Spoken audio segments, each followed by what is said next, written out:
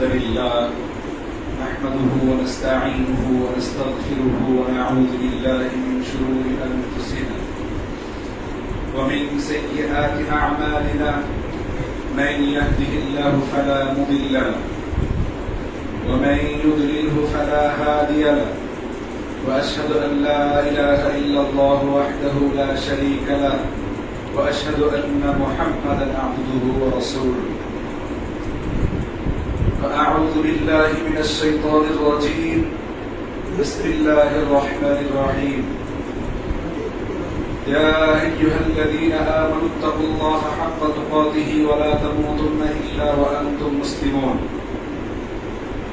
وقال الله تعالى يا أيها الذين آمنوا اتقوا الله وقولوا قولا سديدا يصلح لكم أعمالكم ويغفر لكم ذنوبكم ومن يطع الله ورسوله فقد فاز فوزا عظيما وقال الله تعالى يا أيها الناس اتقوا ربكم الذي خلقكم من نفس واحدة وخلق منها زوجها وبث منهما رجالا كثيرا ونساء واتقوا الله الذي تساءلون به والأرحام إن الله كان عليكم رقيبا أما بعد فإن أصدق الحديث كتاب الله وخير الهدي هدي محمد صلى الله عليه وسلم وشر الأمور محدثاتها وكل محدثة بدعة وكل بدعة ضلالة وكل ضلالة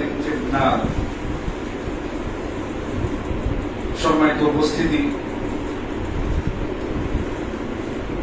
আলহামদুলিল্লাহ সর্বপ্রথম মহান রব্বুল আলামিনের দরবারে শুকরিয়া আদায় করে নিই যে মহান রব্বুল আলামিন আজকের এই পবিত্র দিনে জুমার দিনে আপনাকে আমাকে দুনিয়ার সকল ব্যস্ততা থেকে মুক্ত করে জুমার দিন গুরুত্বপূর্ণ একটি ইবাদত আদায় করার উদ্দেশ্যে মসজিদে এসে বসে সুন্নত পড়ে খুতবা শোনার এবং বলার যে তৌফিক দান করেছেন সেজন্য সকলে একবার অন্তর থেকে আল্লাহ রাব্বুল আলামিনের দরবারে শুকরিয়া আদায় করে সকলে আলহামদুলিল্লাহ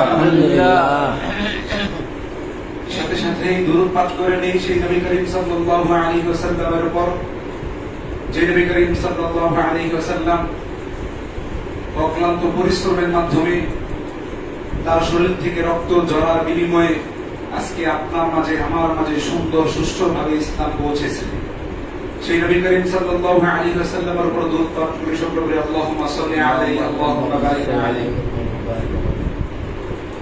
সম্মানিত উপস্থিতি,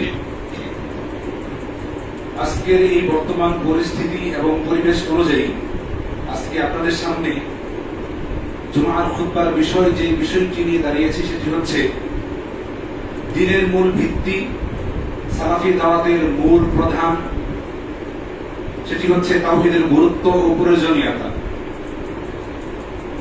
তাই আল্লাহ রাব্বুল আলামিন যদি তৌফিক দান করে সেই বিষয়ে কোরআন এবং সহিহ হাদিস থেকে আপনাদের সামনে তাওহীদের গুরুত্ব ও প্রয়োজনীয়তা নিয়ে আলোচনা করার চেষ্টা করব ইনশাআল্লাহ। সম্মানিত উপস্থিতি, তাওহীদ হলো ইসলামের সুদৃঢ় স্তম্ভ, যার উপর মানুষের ইহকালীন শান্তি এবং পরকালীন মুক্তি রয়েছে। সম্মানিত উপস্থিতি, তাওহীদের গুরুত্ব ও প্রয়োজনীয়তা এই বিষয়টি আপনারা যেন সহজে বুঝতে পারেন সেজন্য আমি এই বিষয়টিকে 4 ভাগে ভাগ করেছি।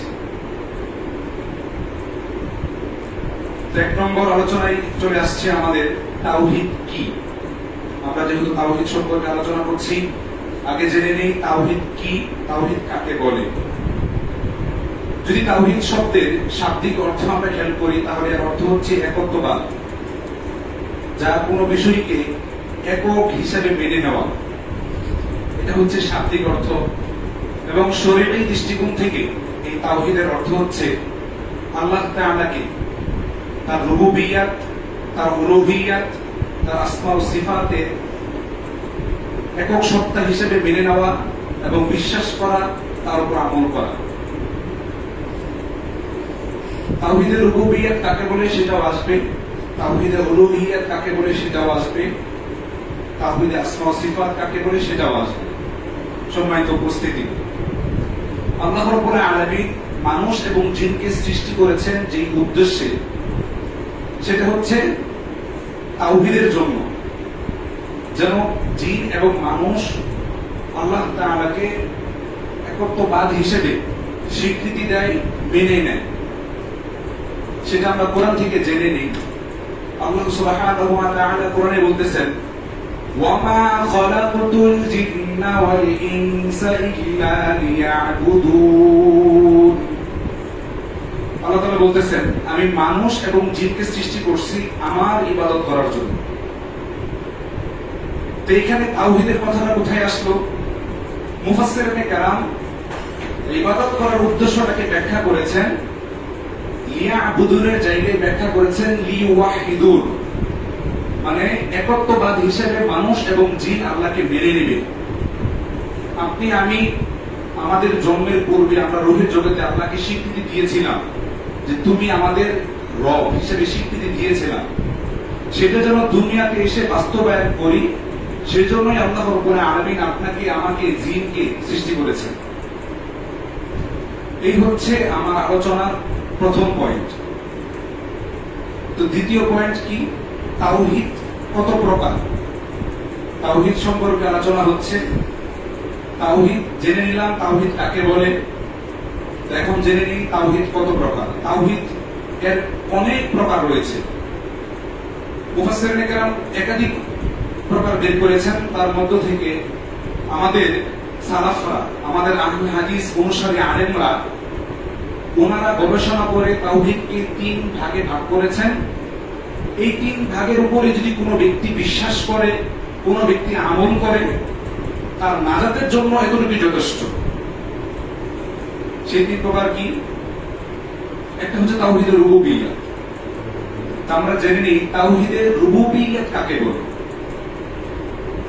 তাওহীদের রুবুবিয়্যাত হচ্ছে আল্লাহ তাআলাকে রব হিসেবে, মালিক হিসেবে, সৃষ্টিকর্তা হিসেবে মেনে নেওয়া, যেটা আপনি আমি সকলেই মেনে নিয়েছি আলহামদুলিল্লাহ।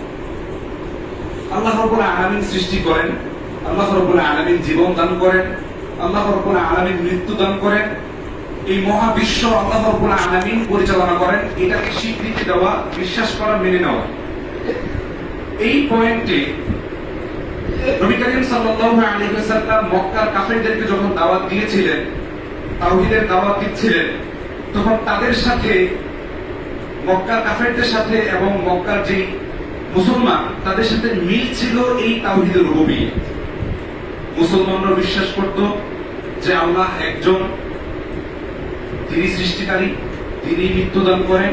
ঠিক তদ্রুপ মক্কার কাফেররাও বিশ্বাস করত যে আল্লাহ সৃষ্টি করেছেন আমাদেরকে, আল্লাহ রিজিক দেন। তাহলে পার্থক্যটা কোথায়?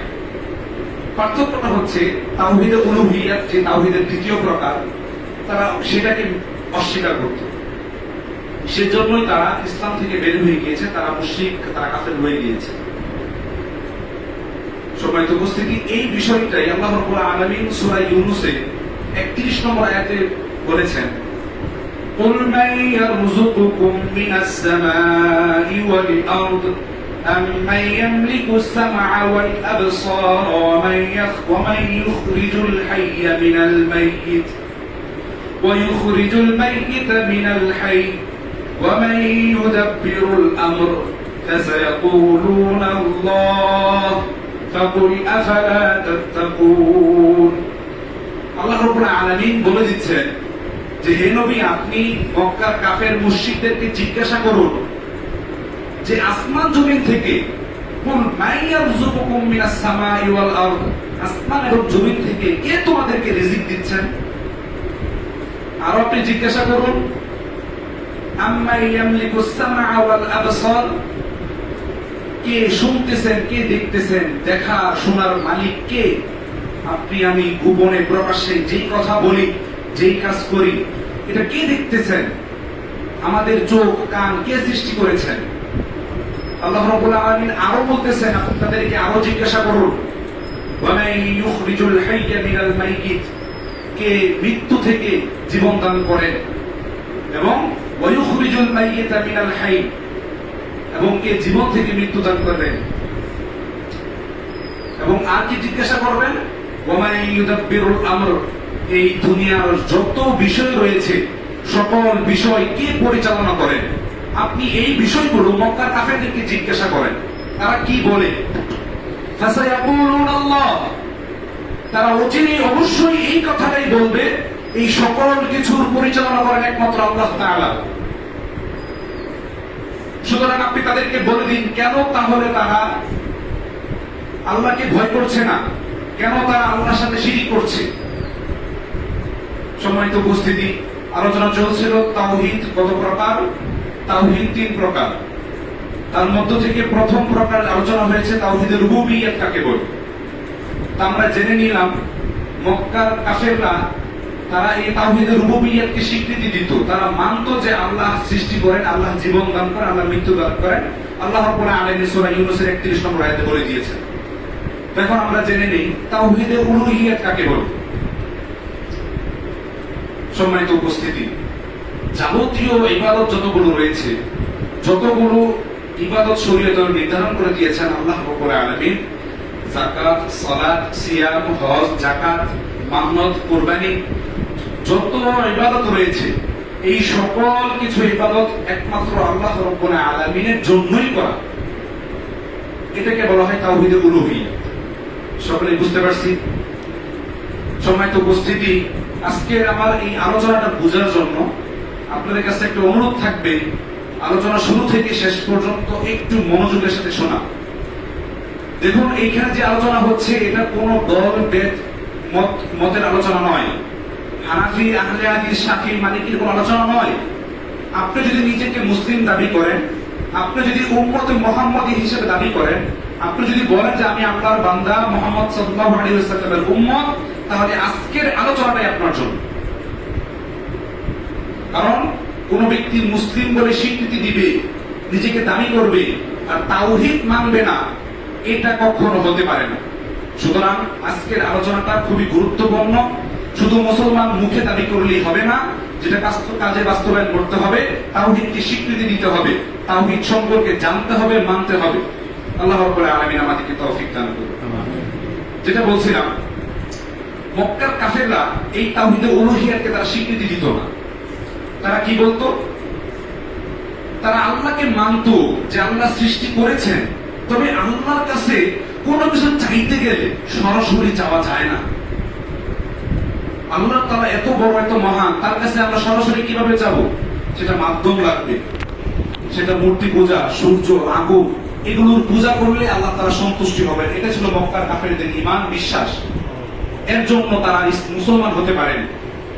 সম্মানিত উপস্থিতি, এই তাওহীদে উলুহিয়াতটাই বাস্তবায়ন করার জন্য আল্লাহ রাব্বুল আলামিন যুগে যুগে আদম আলাইহিস সালাম থেকে মুহাম্মদ সাল্লাল্লাহু আলাইহি ওয়াসাল্লাম পর্যন্ত অসংখ্য নবী রাসূল প্রেরণ করেছেন। দুনিয়াতে আল্লাহ রাব্বুল আলামিন নবী রাসূল প্রেরণ করার একটা মাত্রই উদ্দেশ্য, সেখানে কোনো রাষ্ট্র প্রতিষ্ঠা করার উদ্দেশ্য ছিল না। ইসলাম প্রতিষ্ঠাই করতে হবে, মানুষকে জোর করে নামাজ পড়াইতে হবে, এটা উদ্দেশ্য ছিল না। প্রথম উদ্দেশ্য ছিল মানুষকে তাওহীদ শিক্ষা দেওয়া, আল্লাহকে এক হিসেবে, রব হিসেবে ইবাদত পাওয়ার একমাত্র হকদার আল্লাহকেই মেনে নিতে হবে। এটাই ছিল নবী করিম সাল্লাল্লাহু আলাইহি ওয়াসাল্লামদের সকল নবীদের মিশন। এই কথাটাই আল্লাহ রাব্বুল আলামিন কোরআনে বলে দিয়েছেন সূরা নাহলের 36 নম্বর আয়াতে, ওয়ালাকাদ বা'আসনা ফি কুল্লি উম্মাতির রাসূলা আন ইয়াবুদুল্লাহা ওয়াজতানিবুত তাগুত। আল্লাহ রাব্বুল আলামিন বলেন, ওয়ালাকাদ বা'আসনা ফি কুল্লি উম্মাতির রাসূলা, আমি প্রত্যেক জাতির নিকট অসংখ্য নবী রাসূল প্রেরণ করে দিয়েছি। কেন? আন ইয়াবুদুল্লাহা ওয়াজতানিবুত তাগুত, যে তোমরা এক আল্লাহর ইবাদত করবে এবং কি করবে? ওয়াজতানিবুত তাগুত, যত প্রকার মূর্তি শিরকি কাজ রয়েছে, তাগুতি কাজ, শয়তানি কাজ, সকল কাজ তোমরা ছেড়ে দিবে। আমরা বুঝতে পারছি কেন দুনিয়াতে এতগুলো নবী রাসূল এসেছিলেন। নবী রাসূলদের আসার উদ্দেশ্যই ছিল তাওহীদে উলুহিয়াত বাস্তবায়ন করা। সম্মানিত উপস্থিতি, তাওহীদ কত প্রকার? এর দুইটা চলে গিয়েছে। তাওহীদ তিন প্রকার, তাওহীদে রুবুবিয়্যাত, তাওহীদে উলুহিয়্যাত। এখন আলোচনা হচ্ছে তাওহীদে আসমা ও সিফাত। এটা কাকে বলে?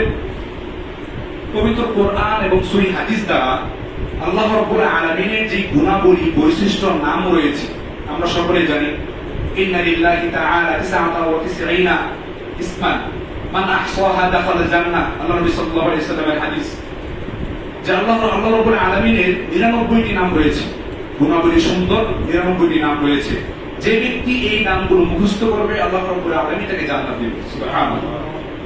এটা হচ্ছে হাদিস।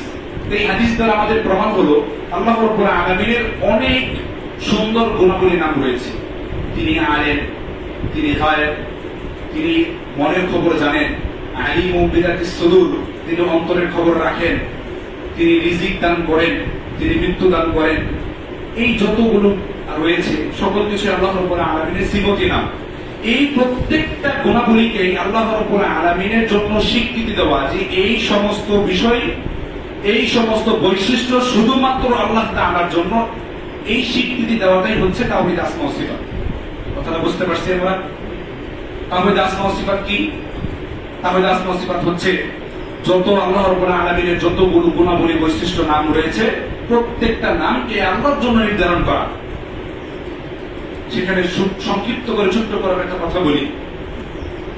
আমাদের পৃথিবীতে বাতিল কিছু ফেরকা রয়েছে, সেটা হচ্ছে রাফিজি, সেটা হচ্ছে কাদেরিয়া, জাবরিয়া। কাদেরিয়া কারা? যারা তাকদীরকে বিশ্বাস করে না, তারা মনে করে তাকদীর বলতে কিছু নেই, মানুষ যা করে তাই। এবং জাবরিয়া কারা? যারা মনে করে যে মানুষের কোনো ক্ষমতা নেই, আল্লাহ যা করার তাই করে, ভালোটাও আল্লাহ করার, খারাপটা আল্লাহ করার, মানুষের কোনো শক্তি নেই। এই যে তারা এই কথা বলার মাধ্যমে তারা আল্লাহ তাআলার সিফতকে, তারা আল্লাহ তাআলার নামকে অস্বীকার করে। সুতরাং আল্লাহ তাআলার যতগুলো নাম রয়েছে সকল নামগুলি আল্লাহ রাব্বুল আলামিনের জন্য নির্ধারণ করা, স্বীকৃতি দেওয়া, সেগুলো মুখস্থ করা, আমল করা, একে বলা হয় তাওহীদ আসমা ওয়া সিফাত। সম্মানিত উপস্থিতি, আল্লাহ রাব্বুল আলামিন সূরা শূরার 11 নম্বর আয়াতে এই কথাটাই বলে দিয়েছেন, লাইসা কামিসলিহি শাই ওয়া হুয়াস সামিউল বাসীর। আল্লাহ রাব্বুল আলামিন বলেন আল্লাহ তাআলার সমকক্ষ, আল্লাহ তাআলার মতো আর কেউ নেই। ওয়া হুয়াস সামিউল বাসীর, তিনি হচ্ছেন সর্বদ্রষ্টা, সর্বদর্শী। তিনি সবকিছু দেখেন, সবকিছু শুনেন।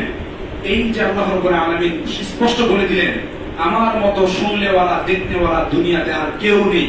সুতরাং আমি যা দেখতে পারি মানুষ, জিন কেউ দেখতে পারে না। এইটাকে স্বীকৃতি দেওয়াতে হচ্ছে তাওহীদ আসমা ওয়া সিফাত। সম্মানিত উপস্থিতি, আজকের আলোচনার 3 নম্বর পয়েন্ট হচ্ছে তাওহীদের গুরুত্ব এবং নবীদের দাওয়াত। তাওহীদের গুরুত্ব কি? এক নম্বর আজকের আলোচনার বিষয় হচ্ছে তাওহীদের গুরুত্ব ও প্রয়োজনীয়তা। এর প্রথম আলোচনা হয়েছে তাওহীদ কি, তাওহীদের সাথে আমরা পরিচিত হয়ে নিয়েছি। দ্বিতীয়ত আলোচনা হয়েছে তাওহীদ কত প্রকার। এই 3 নম্বর পয়েন্টে আলোচনা হচ্ছে তাওহীদের গুরুত্ব। সম্মানিত উপস্থিতি, আদম আলাইহিস সালাম থেকে আজ পর্যন্ত যতগুলো নবী রাসূল এসেছিলেন সকলেই এই তাওহীদ বাস্তবায়ন করার জন্য এসেছিলেন। সকল নবী রাসূল তাওহীদ বাস্তবায়ন করার জন্য এসেছিলেন। কোন নবী রাসূলের দায়িত্ব ছিল না যে তুমি গিয়ে রাষ্ট্র পরিচালনা করবে, তুমি গিয়ে সমাজ সংস্কার করবে। তাদের একটা দাওয়াত ছিল লা ইলাহা ইল্লাল্লাহ, তোমরা সকলেই এক আল্লাহর ইবাদত করবে, এক আল্লাহকে স্বীকৃতি দিবে। সকল নবীদের দাওয়াতের মিশন ছিল এটাই। সম্মানিত উপস্থিতি, যদি আমরা এই বিষয়টা একটু বোঝার জন্য চেষ্টা করি, সময় সংক্ষিপ্ততার কারণে অল্প করে বলবো। আপনারা সকলে জানেন নূহ আলাইহিস সালামের ঘটনা। নূহ আলাইহিস সালামের ঘটনা কি আল্লাহ রাব্বুল আলামিন কোরআনে স্পষ্ট বলে দিয়েছেন। নূহ আলাইহিস সালাম যখন মানুষকে দাওয়াত দিতে শুরু করলেন, মানুষ যখন মূর্তি পূজা শুরু করে দিয়েছে, যখন মূর্তি পূজা ছাড়ার জন্য আহ্বান করলেন, মানুষ তাকে অস্বীকার করবে, মানুষ তাকে তিরস্কার করা শুরু করবে যে আমরা এতগুলো ইলাহর ইবাদত করি, এতে আমাদের রব সন্তুষ্টি হয় না, তুমি তোমার এক রবের ইবাদত করব, তাতে তোমার রব সন্তুষ্টি হয়ে যাবে। এই বলে নূহ আলাইহিস সালামকে তিরস্কার করল। আল্লাহ রাব্বুল আলামিনের নির্দেশে নূহ আলাইহিস সালাম একটি নৌকা তৈরি করলেন। আল্লাহ রাব্বুল আলামিন কোরআনে বলেন ফাসনা বিআয়ুনিনা, তুমি আমার সামনে আমার নির্দেশনা অনুযায়ী তুমি নৌকা তৈরি করো, সেখানে জোড়ায় জোড়ায় পশু পাখি উঠাবে, এবং যারা তোমার দাওয়াতে কবুল করেছে, যারা তোমার তাওহীদকে গ্রহণ করেছে, যারা আমাকে এক রব হিসেবে স্বীকৃতি দিয়েছে, তাদেরকে এই নৌকায় উঠাবে। ঠিক আল্লাহর নির্দেশ অনুযায়ী তাই করা হলো। সারা পৃথিবী প্লাবিত হয়ে গেল পানির মাধ্যমে।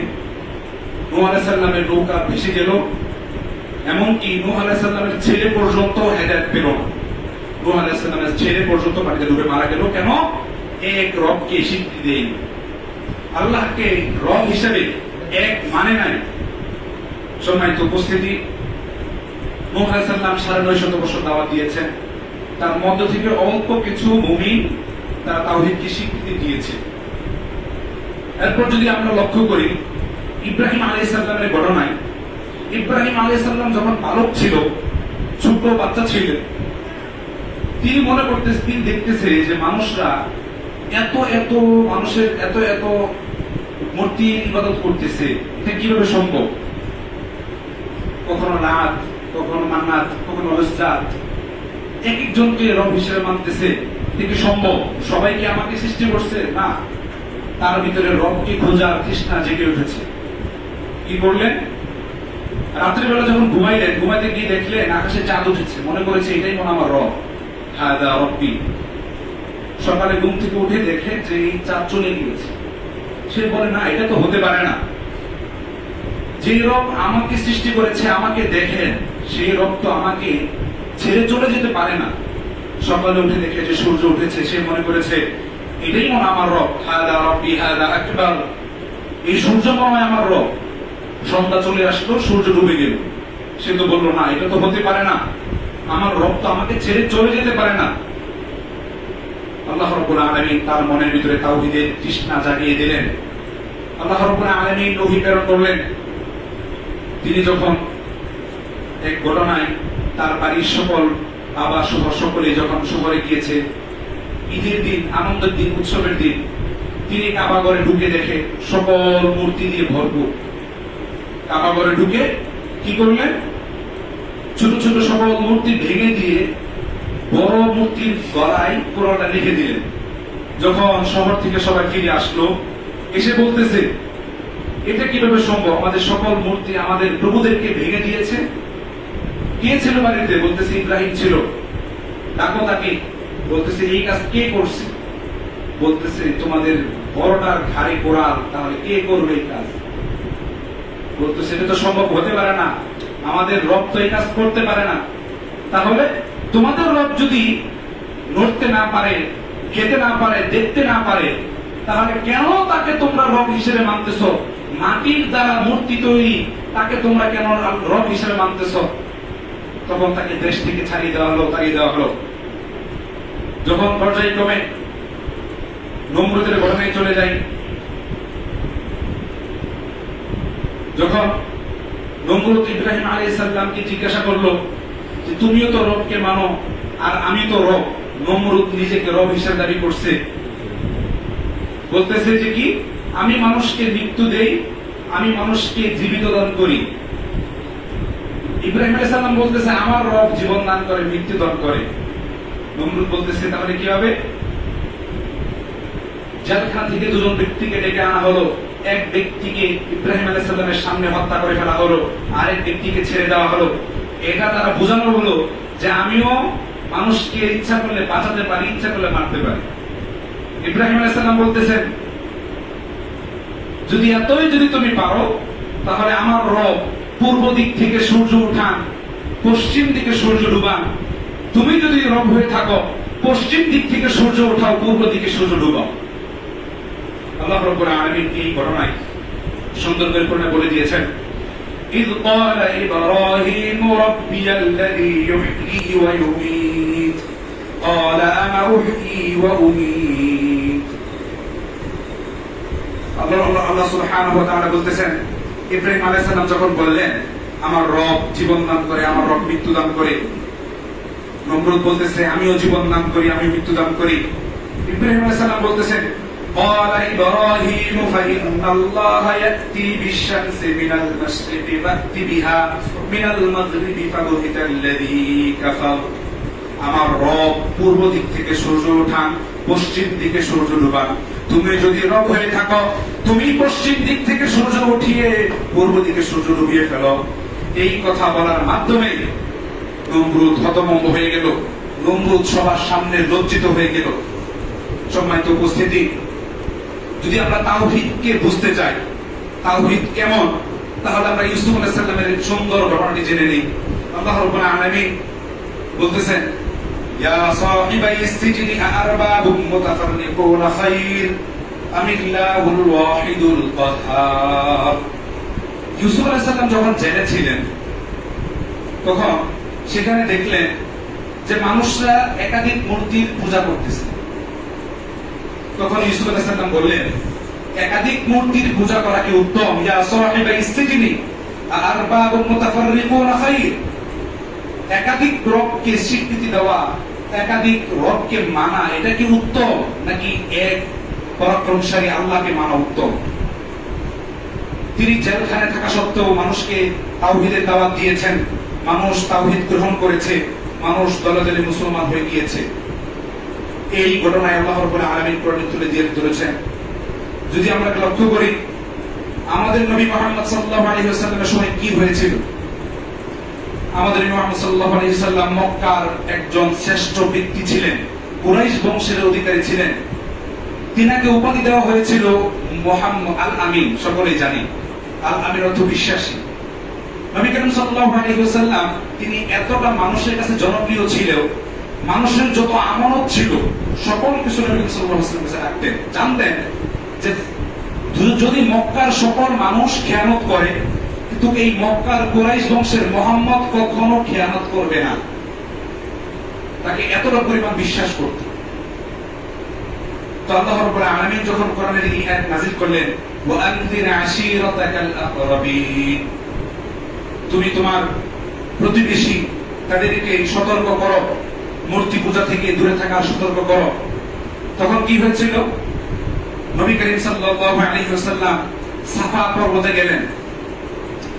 সাফা পাহাড়ে গিয়ে সকলকে ডাক দিলেন, সকল গোত্রের গোষ্ঠী সকল মানুষকে ডাক দিয়ে বললেন তোমরা কি আমাকে বিশ্বাস করো? আমি যদি বলি এই পাহাড়ের পিছনে তোমাদের জন্য একদল সৈন্য অপেক্ষা করতেছে তোমাদেরকে হত্যা করার জন্য, তোমরা কি বিশ্বাস করবে? মক্কার সকল মানুষ বলেছিল আমরা এটাই বিশ্বাস করি, তুমি যা বলবে তাই। তো মুহাম্মদ সাল্লাল্লাহু আলাইহি ওয়াসাল্লাম তাদেরকে দাওয়াত দিয়ে বললেন তোমরা এক আল্লাহর ইবাদত করো, তোমরা এক আল্লাহকে মেনে নাও, তোমরা সকলে বলো কুলু লা ইলাহা ইল্লাল্লাহ, তোমরা বলো লা ইলাহা ইল্লাল্লাহ, আল্লাহ ছাড়া কোন ইলাহ নেই, এটা তো কি তোমরা স্বীকৃতি দাও। দেখুন মুহাম্মদ সাল্লাল্লাহু আলাইহি ওয়াসাল্লামের প্রাণ প্রিয় চাচা আবু লাহাব কলিজার টুকরা ছিল, ভাতিজাকে কত মহব্বত করত। যখনই বলল সকল মূর্তি পূজা ছেড়ে দাও, এক আল্লাহর ইবাদত করো, ঠিক তখনই তার চাচা এই কাজ, তার চাচা বিরোধিতা করতেছে। তাব্বা লাক ইয়া মুহাম্মদ আলিহাযা জামাআতানা, তুমি কি এই জন্যই আমাদেরকে একত্রিত করেছো এক আল্লাহকে মেনে নেওয়ার জন্য, আল্লাহর সাথে শিরিক না করার জন্য? তুমি কি আমাদের এই জন্য রেখেছ? তুমি ধ্বংস হও, তাব্বা লাক, তুমি ধ্বংস হও। যখন নবী করিম সাল্লাল্লাহু আলাইহি ওয়াসাল্লামকে বদদুয়া করলেন আবু লাহাব, তখন আল্লাহ তাআলা সাথে সাথে সূরা লাহাব পুরোটা নাযিল করে দিলেন, তাব্বাত ইয়াদা আবি লাহাবি ওয়া তাব। আবু লাহাব ধ্বংস হোক, আবু লাহাবের পরিবার সহ সকলেই ধ্বংস হোক, তার স্ত্রী মিথ্যা অপবাদ দিচ্ছে, সকলেই ধ্বংস হোক। সম্মানিত উপস্থিতি, আলোচনা চলছিল তাওহীদের গুরুত্ব ও প্রয়োজনীয়তা সম্পর্কে। তো সেখানে মুহাম্মদ সাল্লাল্লাহু আলাইহি ওয়াসাল্লাম, আমাদের নবী করিম সাল্লাল্লাহু আলাইহি ওয়াসাল্লামের তাওহীদ সম্পর্কে দাওয়াত দেওয়ার ঘটনাটি পেশ করলাম। এখন আরেকটি ঘটনা বলি। যখন নবী করিম সাল্লাল্লাহু আলাইহি ওয়াসাল্লাম মুআজ বিন জাবাল রাদিয়াল্লাহু তাআলা আনহুকে ইয়েমেনে দ্বীনের দাওয়াত প্রেরণ করার জন্য পাঠালেন, এই ঘটনাগুলো এজন্য বলছি, তাওহীদের গুরুত্ব কতটুকু, যে সকল নবী এই তাওহীদ বাস্তবায়ন করার জন্য দুনিয়াতে এসেছিলেন, সেই তাওহীদ এর গুরুত্ব কতটুকু, এইটার জন্যই এই ঘটনাগুলো বলা। যখন মুআজ বিন জাবাল রাদিয়াল্লাহু তাআলা আনহুকে ইয়ামানে পাঠালেন দ্বীনের দাওয়াত দেওয়ার জন্য, নবী করিম সাল্লাল্লাহু আলাইহি ওয়াসাল্লাম বলে দিলেন, তুমি সেখানে গিয়ে সমাজ সংস্কার করবা না, সেখানে গিয়ে রাষ্ট্র পরিচালনা করার দায়িত্ব তুমি নিবা না, রাষ্ট্র সংস্কার করার দায়িত্ব তোমার নয়, তুমি শুধু গিয়ে তাদেরকে তাওহীদের দাওয়াত দিবে। নবী করিম সাল্লাল্লাহু আলাইহি ওয়াসাল্লাম হাদিসে বলেন, ইন্নাকা তাতি কওমান মিন আহলিল কিতাবি ফালিয়াকুন আউওয়ালা মা তাদউহুম ইলাইহি শাহাদাতু আল্লা ইলাহা ইল্লাল্লাহ। এই মুআজ, তুমি এমন সম্প্রদায়ের নিকট যাচ্ছ, তারা আহলে কিতাব, তাদের নিকট কিতাব রয়েছে, তাদের নিকট তাওরাত রয়েছে, তুমি তাদের কাছে গিয়ে শুধুমাত্র একটি দাওয়াত দিবে, যে কি লা ইলাহা ইল্লাল্লাহ, তুমি শুধু এক আল্লাহর এই তাওহীদের দাওয়াতটুকু দিবে। সম্মানিত উপস্থিতি, আলোচনার বিষয়বস্তু ছিল তাওহীদের গুরুত্ব ও প্রয়োজনীয়তা। সেই প্রেক্ষিতে আলোচনাকে 4 ভাগে ভাগ করেছিলাম। এখন আলোচনার বিষয় হচ্ছে, পয়েন্ট হচ্ছে 4 নম্বর পয়েন্ট, তাওহীদের ফজিলত। তাওহীদের উপকারিতা কি, তাওহীদের ফজিলত কি? আল্লাহ রাব্বুল আলামিন কোরআনে একাধিক আয়াতে বলে দিয়েছেন তাওহীদের জন্য সুসংবাদ। নবী করিম সাল্লাল্লাহু আলাইহি ওয়াসাল্লামের একাধিক হাদিস রয়েছে, যারা বলবে লা ইলাহা ইল্লাল্লাহ, মান ক্বালা লা ইলাহা ইল্লাল্লাহ দাখালাল জান্নাহ, যে ব্যক্তি মুখে স্বীকৃতি দিবে যে আল্লাহ ছাড়া কোনো ইলাহ নেই, সে ব্যক্তি জান্নাতে যাবে।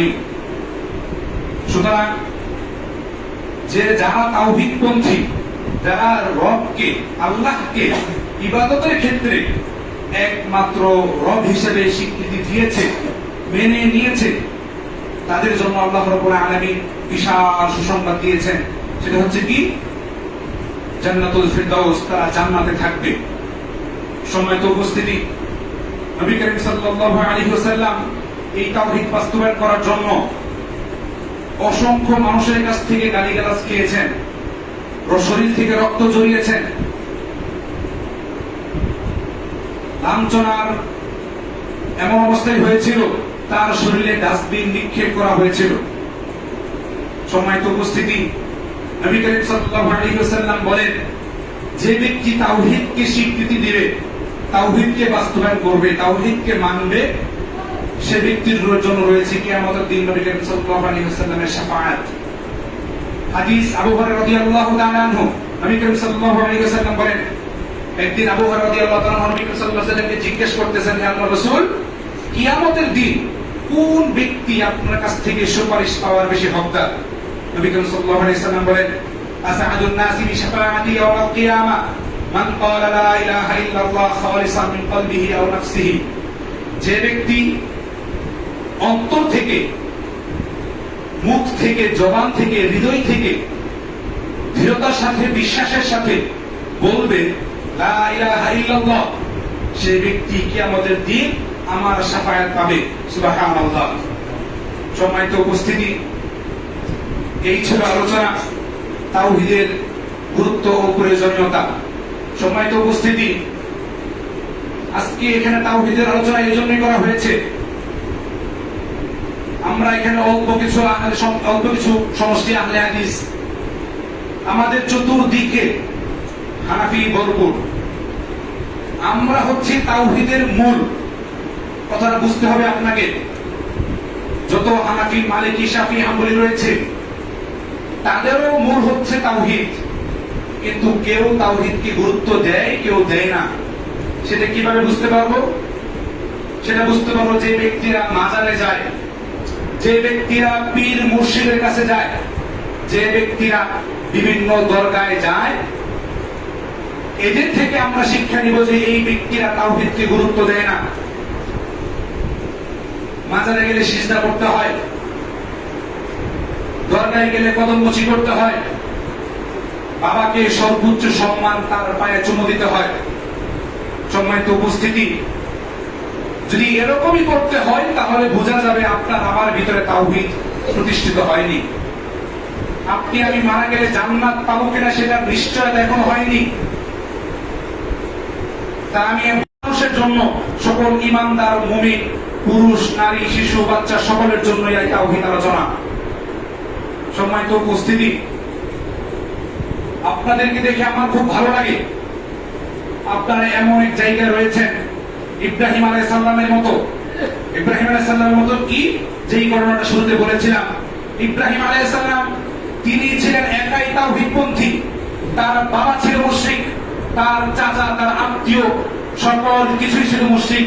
সেই মুশরিকদের মাঝে তিনি একাই ছিলেন তাওহীদপন্থী। এতে কি হয়েছে? তিনি একা তাওহীদপন্থী হওয়ার কারণে তাকে দেশ ছাড়তে হয়েছে, তাকে সমাজ থেকে বিচ্ছিন্ন হতে হয়েছে, তাকে কষ্ট করতে হয়েছে।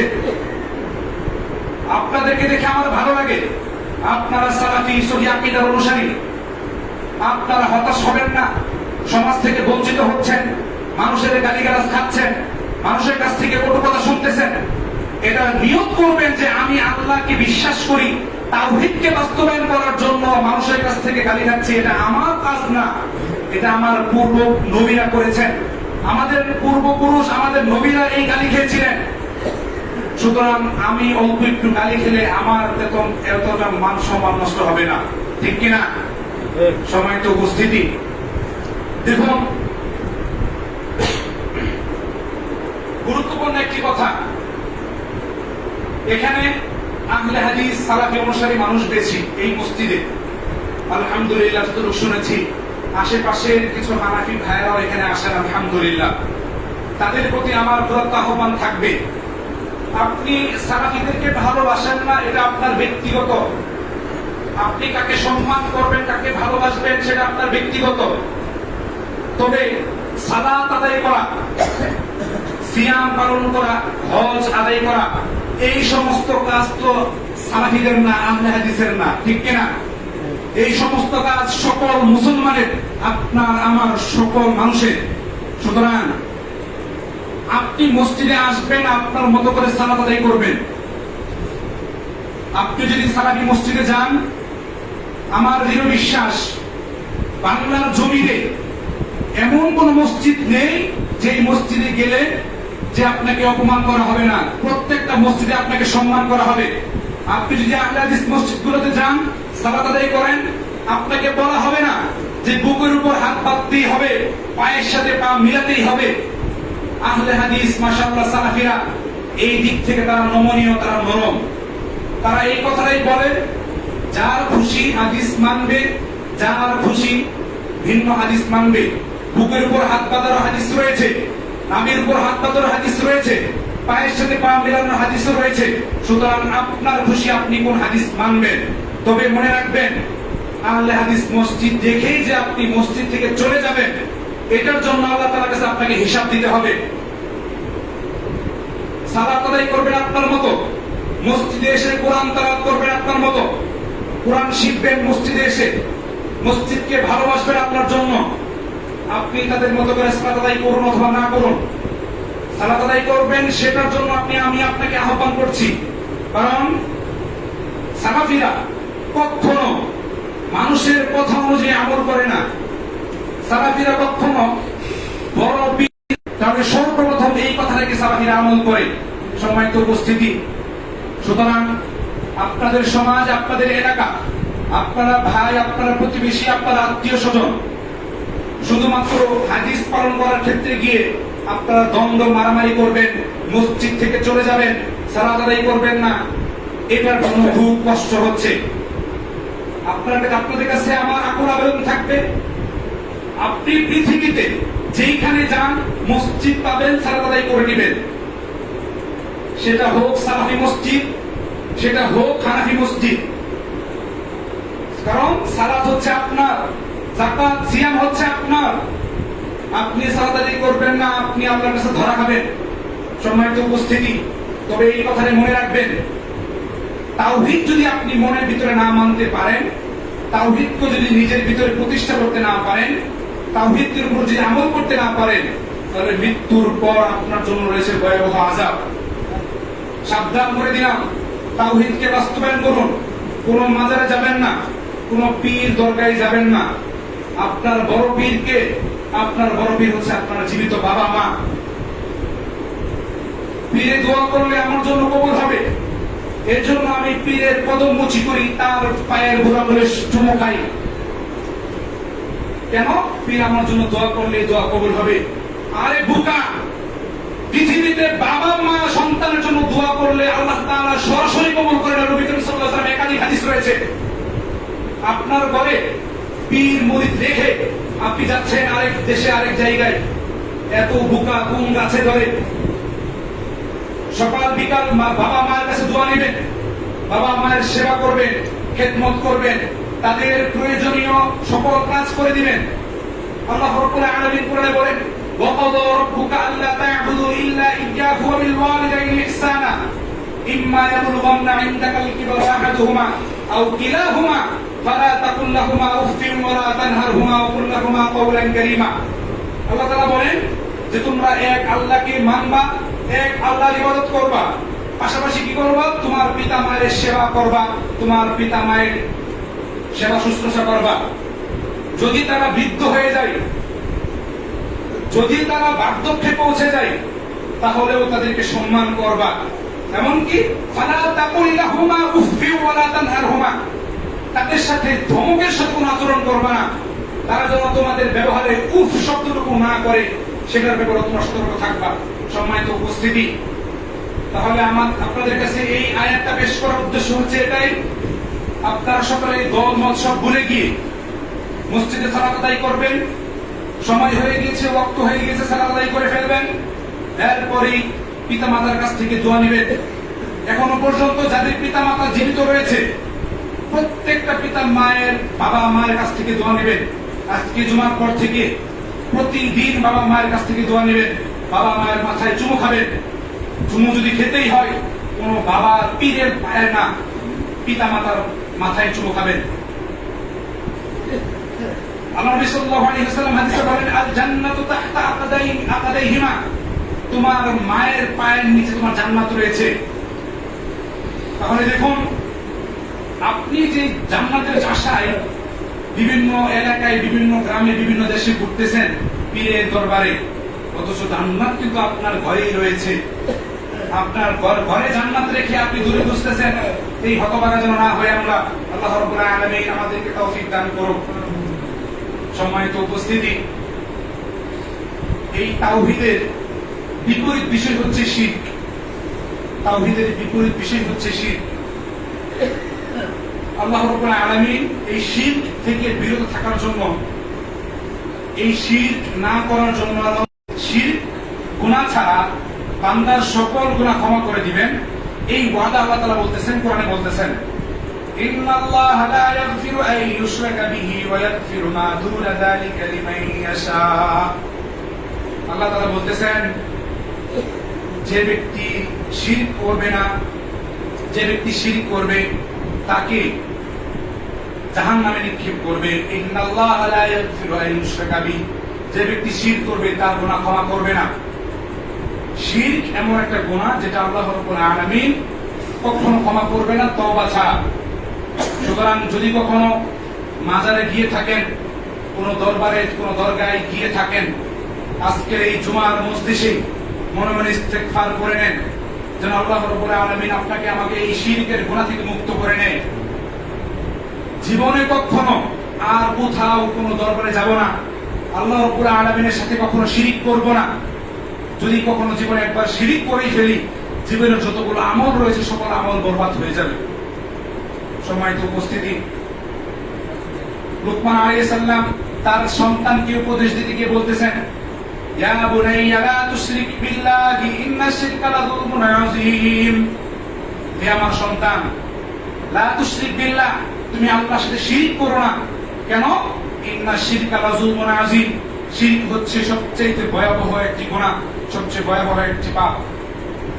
সম্মানিত উপস্থিতি, এই ছিল আজকের তাওহীদের আলোচনা, তাওহীদের গুরুত্ব ও প্রয়োজনীয়তা। আলোচনাকে চার ভাগে ভাগ করেছিলাম। তাওহীদ কি, তাওহীদ কত প্রকার, তাওহীদের গুরুত্ব এবং তাওহীদের ফজিলত। আল্লাহ রাব্বুল আলামিন আমাদেরকে সকলের ব্যক্তিগত জীবনে তাওহীদকে বাস্তবায়ন করার তৌফিক দান করুন। আমিন। ওয়া আখিরু দাওয়ানা আলহামদুলিল্লাহি রাব্বিল আলামিন।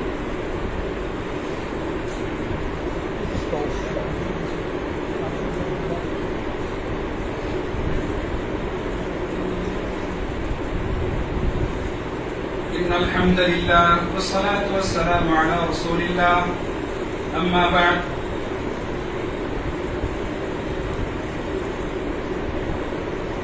فأعوذ بالله من الشيطان الرجيم بسم الله الرحمن الرحيم وقضى ربك ألا تعبدوا إلا إياه وبالوالدين إحسانا وقال النبي صلى الله عليه وسلم بلغوا عني ولو آية أو كما قال عليه الصلاة والسلام। সম্মানিত উপস্থিতি, আজকে যে আলোচনা হয়েছিল তাওহীদ সম্পর্কে, দুনিয়াতে যত নবী রাসূল এসেছিলেন প্রত্যেকটা নবী রাসূলের একটা মাত্র মিশন ছিল তাওহীদ বাস্তবায়ন করা, মানুষকে আল্লাহর সাথে সম্পৃক্ত করা, মানুষ এবং আল্লাহর মাঝে যেন কোনো রকমের ফাসলা না থাকে, বিচ্ছিন্নতা না থাকে, আল্লাহ এবং মানুষের মাঝে যেন কোনো মাধ্যম না থাকে, মানুষের সাথে সরাসরি তার রবের সম্পর্ক করে দেওয়ার উদ্দেশ্য ছিল নবী করিম সাল্লাল্লাহু আলাইহি ওয়াসাল্লামের আগমন। সম্মানিত উপস্থিতি, আল্লাহ নবী সাল্লাল্লাহু আলাইহি ওয়াসাল্লাম বলেন, আল উলামা ওয়ারাসাতুল আম্বিয়া, উলামায়ে কেরামরা হচ্ছে নবীদের ওয়ারিস, উত্তরাধিকারী। উলামায়ে কেরামরা নবীদের কিসের উত্তরাধিকারী? আমরা তো জানি বাবা সম্পদ রেখে গেলে, বাবা মারা গেলে সন্তান হয় সেই সম্পদের উত্তরাধিকারী, ঠিক আছে কিনা? উলামায়ে কেরামরা কিসের উত্তরাধিকারী? উলামায়ে কেরামরা হচ্ছেন এই তাওহীদের উত্তরাধিকারী। কিয়ামত পর্যন্ত যত উলামায়ে কেরাম ইলম অর্জন করবে, কোরআন এবং সহিহ হাদিসের জ্ঞান অর্জন করবে, প্রত্যেকের ভিতরে দায়িত্ব চলে আসে অটোমেটিক, সেটা হচ্ছে মানুষকে শিরিক থেকে মুক্ত করে তাওহীদ শিক্ষা দেওয়া। সম্মানিত উপস্থিতি, এর জন্য উলামায়ে কেরামরা আপনাদেরকে বিভিন্ন সময়, বিভিন্ন জায়গায়, বিভিন্ন ক্ষেত্রে আপনাদেরকে বিভিন্ন দাওয়াত দিয়ে থাকেন। তাদেরকে মূল্যায়ন করবেন, তাদের দাওয়াত গ্রহণ করবেন, শুনবেন।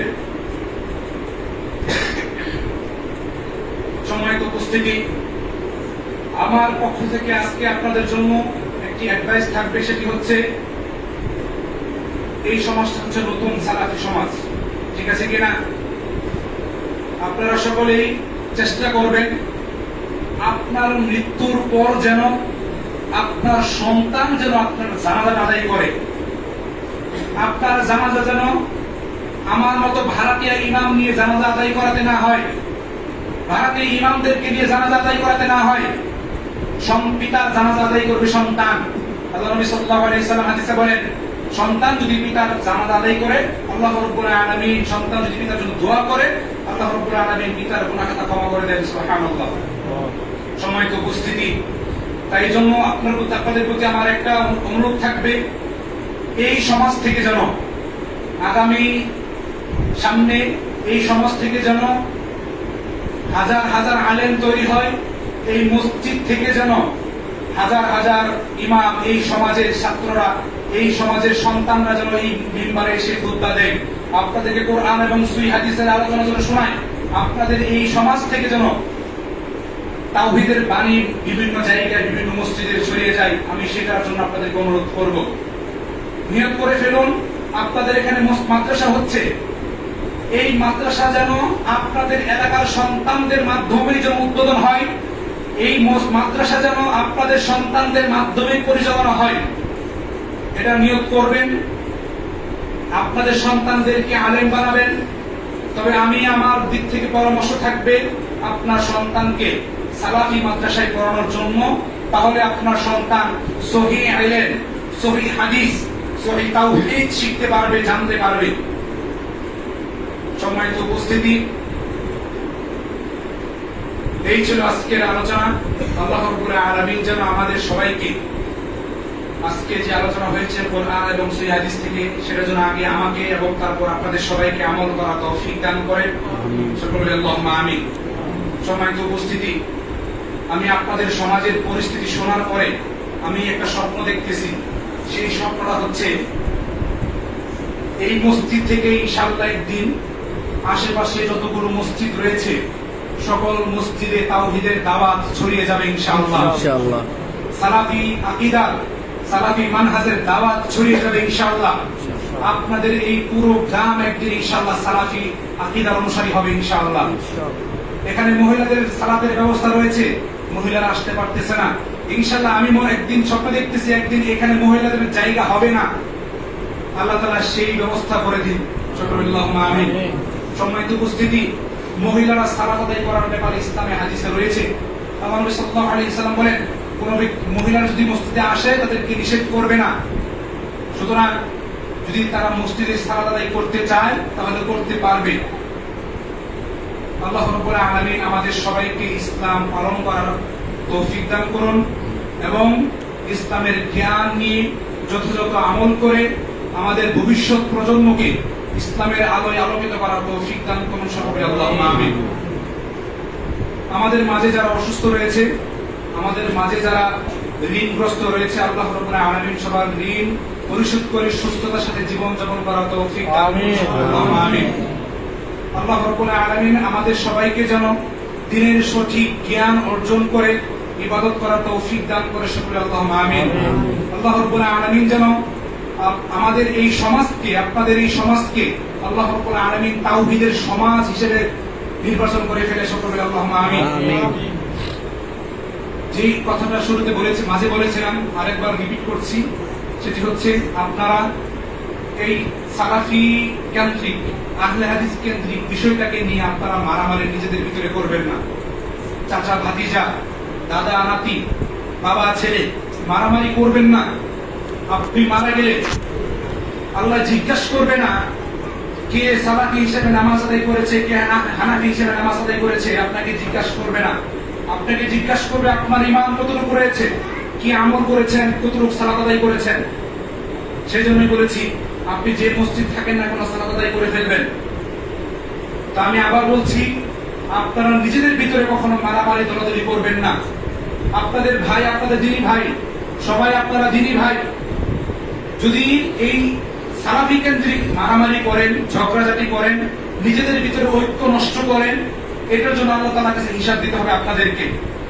দেখুন, আমি বুকের উপর হাত বাঁধি, আপনি নাভির নিচে হাত বাঁধেন, আল্লাহ তাআলা আমাকে জিজ্ঞাসা করবে না কেন তোর সাথে চলতো তোর ছোট ভাই, কেন তাকে বুকের উপর হাত বাঁধাইলি না জোর করে, কেন এটা জিজ্ঞাসা করবে না।